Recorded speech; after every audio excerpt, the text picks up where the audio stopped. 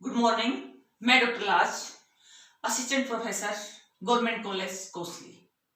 आज का हमारा विषय है राष्ट्रीय कवि प्रदीप। आज मुझे बड़ी खुशी हो रही है कि आज हम कवि प्रदीप का जन्मदिन मना रहे हैं और आज इस विषय पर आप लोगों से मुझे बात करने का मौका मिल रहा है, वो भी राष्ट्रीय कवि प्रदीप के बारे में।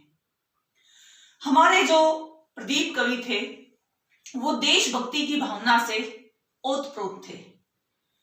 इनकी जहां पर भी कलम चली देशभक्ति को लेकर चली, ऐसी विचारधारा को लेकर चली जिसकी हमारे समाज में अति आवश्यकता थी। मैं अपनी 4 पंक्तियां समर्पित करती हूं कवि को। भला कर दे किसी का जो उसे इंसान कहते हैं, भला कर दे किसी का जो उसे इंसान कहते हैं, बुरा करता है जो पग पग उसे शैतान कहते हैं। लगा दे जान की बाजी धर्म में देश के हित में, लगा दे जान की बाजी धर्म में देश के हित में, उन्हीं माँ के सपूतों को अमर जवान कहते हैं, उन्हीं माँ के सपूतों को अमर जवान कहते हैं। और कवि प्रदीप ने अपना पूरा जीवन हमारे देश हित में लगा दिया। ये कभी भी परिस्थितियों से डरे नहीं, इन्होंने हार नहीं मानी और इनका जो कर्तव्य था वो उन्होंने निभाया। 6 फरवरी 1915 को उज्जैन मध्य प्रदेश में इनका जन्म हुआ और 1998 में मुंबई में देहांत हुआ। बहुत सारे पुरस्कार इनकी झोली में गए। 1995 में राष्ट्रपति के करकमलों द्वारा इनको राष्ट्रीय कवि की उपाधि दी गई। 1997 में दादा साहेब फाल्के पुरस्कार इनको दिया गया। अपनी कलम से इन्होंने लोगों को जागरूक किया। 1940 तक जो वातावरण बन रहा था वो हम सभी को पता है। स्वतंत्रता आंदोलन अपनी चरम सीमा पर था। उस समय आवश्यकता थी एक समाज सुधारक कवि की, साहित्य समाज का दर्पण। साहित्य के माध्यम से हमें बोध कराने की कि हमारे लिए क्या सही है और क्या गलत है। कभी भी अंग्रेजों से डरे नहीं, उनसे हार नहीं मानी और कहा अपनी कविता के माध्यम से, चल चल रे नौजवान, चल चल रे नौजवान, नहीं रुकना तेरा काम, चल चल रे नौजवान। हमें आगे बढ़ना है, अपने कर्तव्य पथ पर हमें हमेशा बढ़ते रहना है। और फिर क्या कहते हैं, दूर हटो ए दुनिया वालों, ये हिंदुस्तान हमारा है। इस गीत से अंग्रेज इतने भयभीत हो गए, एकदम डर गए कि पता नहीं ये कवि तो क्या कर देगा। और उन्होंने डर के मारे कवि प्रदीप के खिलाफ वारंट निकाल दिए, जिसके कारण इनको कई दिनों तक भूमिगत रहना पड़ा। ऐसी ऐसी पीड़ाएं झेली हैं, इतने इतने दुख झेले हैं, लेकिन इन्होंने कभी भी हार नहीं मानी। गांधीवादी विचारधारा से प्रभावित थे। सीधा साधा जीवन, उच्च विचार इन्होंने अपना ध्येय बना लिया था। और वही कर्म जो गांधी जी करते थे वैसी ही पगडंडी पर ये भी चल पड़े थे। और फिर इन्होंने एक कविता लिखी जो गीत का रूप धारण करके हमारे सामने प्रस्तुत हुई।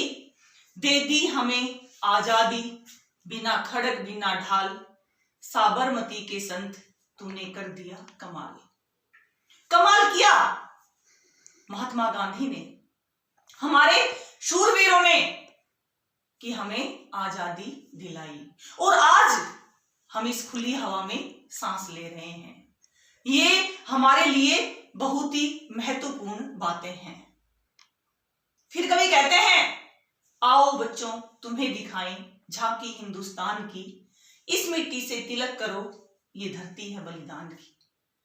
बहुत सारे शूरवीरों ने बलिदान दिया है। इस धरती को, इस मिट्टी को नमन करना हमारा कर्तव्य है, हमारा धर्म है। और हमें किसी को भी छोड़ना नहीं है, सभी को साथ लेकर आगे चलना है। और फिर 1962 में भारत और चीन का युद्ध हुआ, इतना रक्तपात हुआ, उससे कवि का जो सहृदय था वो आहत हो गया। बड़ा दुख हुआ कवि को, और उन्होंने वो गीत लिखा जो सबके मन की आवाज थी। और इस गीत को सबसे पहले जब गाया गया तो वहां पर नेहरू जी थे, लता मंगेशकर जी ने इसकी आवाज दी थी। सभी की आंखें एकदम नम हो गई थी। और वो गीत कौन सा है, मैं आपके सामने प्रस्तुत कर रही हूं। ऐ मेरे वतन के लोगों, जरा आंख में भर लो पानी, जो शहीद हुए हैं उनकी जरा याद करो कुर्बानी। तुम भूल न जाओ उनको, इसलिए सुनो ये कहानी, जो शहीद हुए हैं उनकी जरा याद करो कुर्बानी। जब घायल हुआ हिमालय, खतरे में पड़ी आजादी, जब तक थी सांस लड़े वो, फिर अपनी लाश बिछा दी। संगीन पे धर कर माथा, सो गए अमर बलिदानी, जो शहीद हुए हैं उनकी जरा याद करो कुर्बानी। और इस गाने को गाने के बाद जो राजस्व मिला, जो कमाई मिली, उस सारी कमाई को कवि ने, जो युद्ध में वीर शहीद हुए थे, उनकी विधवाओं के नाम दान कर दिया।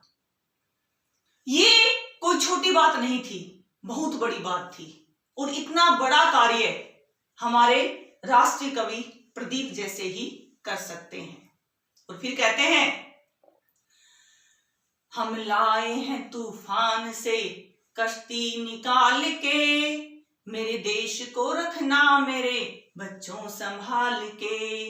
हम लाए हैं तूफान से किश्ती निकाल के, इस देश को रखना मेरे बच्चों संभाल के। कि हमारे जो नन्हे मुन्ने बच्चे हैं, उनका काम है अब आगे देश को संभालना।